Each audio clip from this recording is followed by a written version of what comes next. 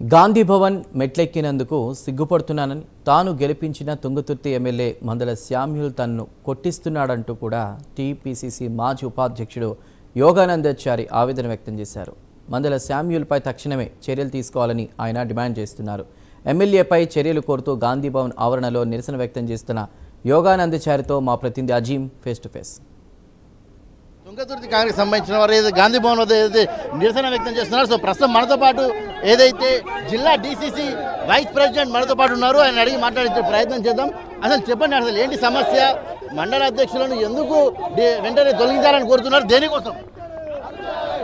కాంగ్రెస్ పార్టీకి సంబంధం లేని వ్యక్తులను మండల కాంగ్రెస్ అధ్యక్షులను నియమించారు. బీఆర్ఎస్ పార్టీలో ఉండి ఏఐసిసి ఆదేశాల ప్రకారం 3 సంవత్సరాల కన్నా పైబడి ఉన్న వాళ్ళకి మండల కాంగ్రెస్ అధ్యక్షులు ఏ పదవి కానీ ఇవ్వాలనేది నిర్ణయం.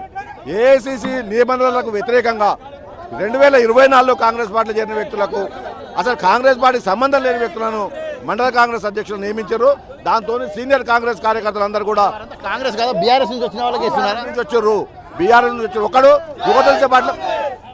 యుగ తులసి పార్టీలో 2023లో ఎమ్మెల్యేగా పోటీ చేసి బీఆర్ఎస్కి అనుకూలంగా విత్తుడు అయిన వ్యక్తి. ఆయనను కూడా మండల కాంగ్రెస్ అధ్యక్షులు పెడితే నిజంగా పార్టీ కోసం కష్టపడ్డ కార్యకర్తలు ఏ విధంగా పనిచేస్తారు? కాబట్టి వెంటనే మేము పీసీసీని డిమాండ్ చేస్తున్నాం. వాళ్ళ నియామకాలు రద్దు చేయాలి. ఈరోజు మా కార్యకర్తలపై దాడి చేసిర్రు. గాంధీ భవన్కి వస్తుంటే దాడి చేసిర్రు. కర్రలతో రాళ్లతో దాడి చేసిర్రు. దాంట్లో పాల్గొన్నది కూడా మండల కాంగ్రెస్ అధ్యక్షులే పాల్గొన్నారు. వాళ్ళతో పాటు కొంతమంది కిరాయి మనుషులను తీసుకొని బీజేపీ నుంచి కూడా వచ్చారు. ఈ సమస్య మీరు పీసీసీ దృష్టికి తీసుకొచ్చారు? పీసీసీ తీసుకుపోయినా మీనాక్షి నటరాజన్ గారు కూడా వాట్సాప్ ద్వారా మెయిల్ ద్వారా పంపడం జరిగింది. అయితే మా డిమాండ్ వెంటనే రద్దు చేయాలి, కమిటీలు రద్దు చేయాలి. ఈరోజు మా పైన దాడి చేసిన వ్యక్తులను పార్టీని సస్పెండ్ చేయాలి.